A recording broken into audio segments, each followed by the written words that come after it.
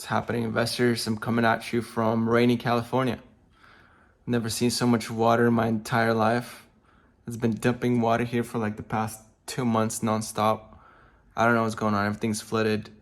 This growth in the back that you see was at one point just dust and dirt that I was gonna pave over, but now it's like lush green weeds.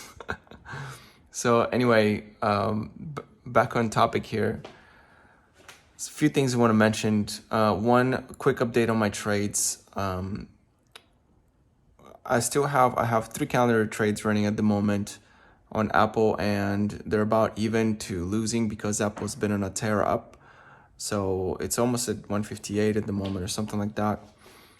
I still have them. They're still going, and I will be exiting them sometime this week. I don't know exactly when. Other than that, I'm actually kind of afraid to make any other trades. I still have a position in KRE, the regional banks. I almost exited today at even because I don't know if I want to take the risk anymore. But considering all the papering up that's been happening, all of the money infusion, and all the windows that the Fed's been opening up for banksters to borrow money for their banks in order to meet deposit demands. They're adding a ton of liquidity in the banks. And so for those reasons, perhaps maybe I should leave the trade on and hopefully exit at a better time than just even. Maybe get some profit out of it. But I still have the 50 shares of KRE. I'm still not doing this on the computer, but it's going pretty good. Computer's getting fixed. I still haven't downloaded my software that helps me record videos on it. But I'm actually kind of enjoying recording stuff from different locations. This is actually from my backyard. I have a really nice view, but right now it's a little bit clouded and rainy. The house is a bit shit. It's not great. It needs a lot of repairs and remodeling and stuff like that I'm trying to do, but it's very expensive to do. So I just wanted a good spot, and then even if the house is shit, it's fine.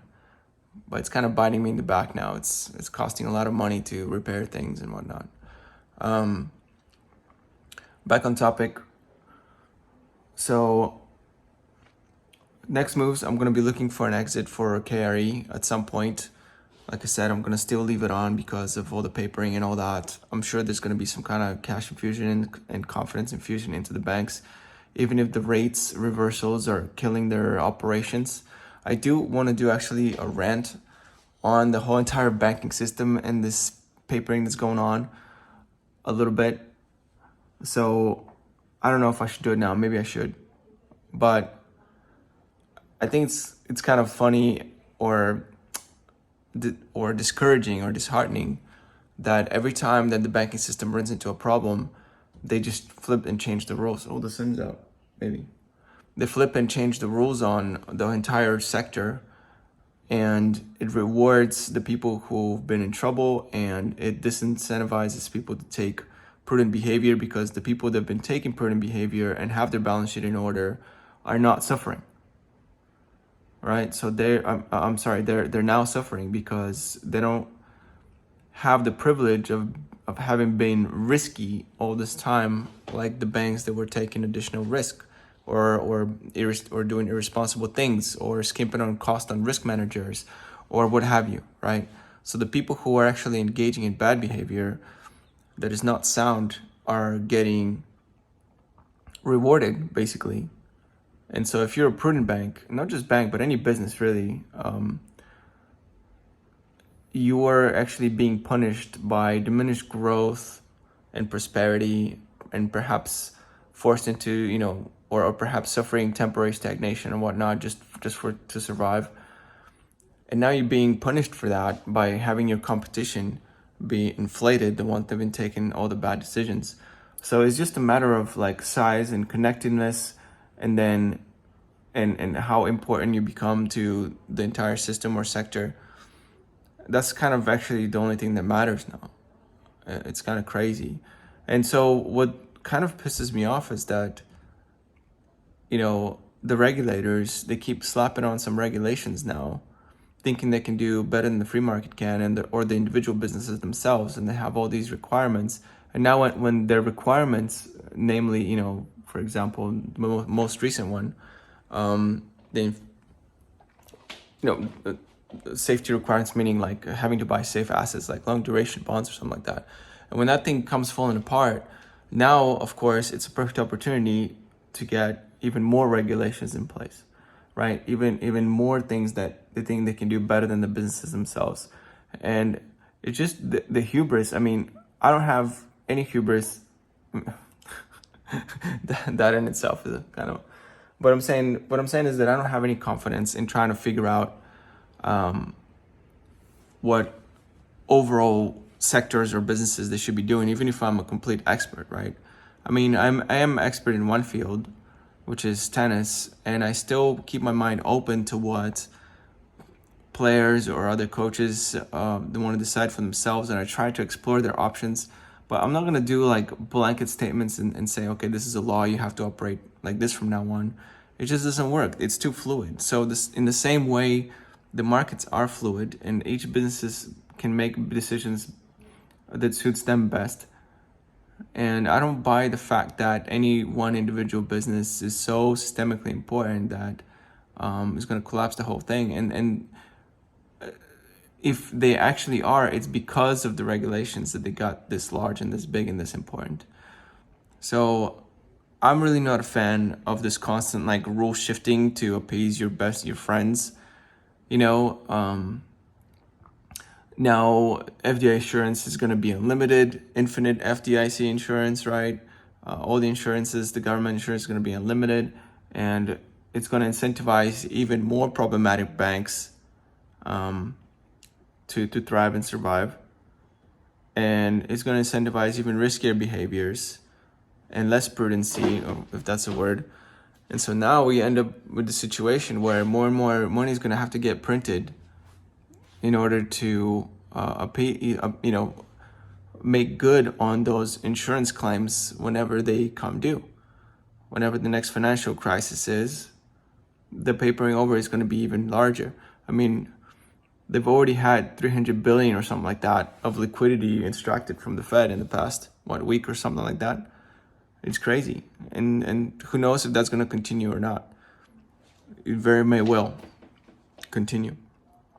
But that's just my rant. Like, I'm not in favor of it. I really don't like these kind of like rule changes last minute just to help one person or another. If we're going to play this game of Monopoly, right, or whatever game we're playing here, we need to all play by the same rules. We can't change the rules every time someone is about to lose. Like, it's just not how you want to build a system. It doesn't instill confidence in the players, right, or the people who are thinking of perhaps joining. And the ironic and unfortunate part is that the U.S. financial system is probably the most robust and most trustworthy out of all the financial systems in the entire world, including Europe. And it's just kind of sad. There's no more robust rule of law that doesn't change based on the connections and size of the players out there in the world. And not to mention that, this game is completely based on confidence and agreed upon, preset starting rules by everyone. What I'm trying to say here is that the currency is not tied to anything, right? But the confidence of the players. And so now we have this situation where it's like, okay, how long is this gonna go? I feel like the only thing that's keeping the system together is lack of a better alternative. And no, I don't think, before you ask that question, no, I don't think there are better alternatives out there at the moment. Perhaps in the past, historically, there have been better alternatives, but they didn't survive for one reason or another. Perhaps systems were too strict and did not allow bending for the big players, and so they revised the entire system instead of letting the big players fall. So I don't know, but that's just my rant. Just some thoughts that kind of piss me off whenever I hear about all these bailouts and all these rule changes for players, but on the other hand, it's partly not their fault for them, because they were pushed one way or another by the rules, by the regulators, to act in a way that perhaps they wouldn't have if they were left on their own devices. And so now it's almost like the rule makers owe them the survival because they placed them in such a dangerous situation. And this is not the first or the last time it's going to happen, right? This happens all the time, and it's been happening since the beginning of history. So I guess I'm just kind of pissing in the wind here because I'm ranting for no reason. And I'm expending energy at something that's just never going to get fixed or improved, really. Maybe on the margin. But anyway, that's it. That's my rant for today. I'm gonna probably make the next one out of the office, but for this, you get to enjoy this beautiful view out here and this post-rainy sunshine. Maybe I'll look for the rainbow soon. All right, that's it. Peace out.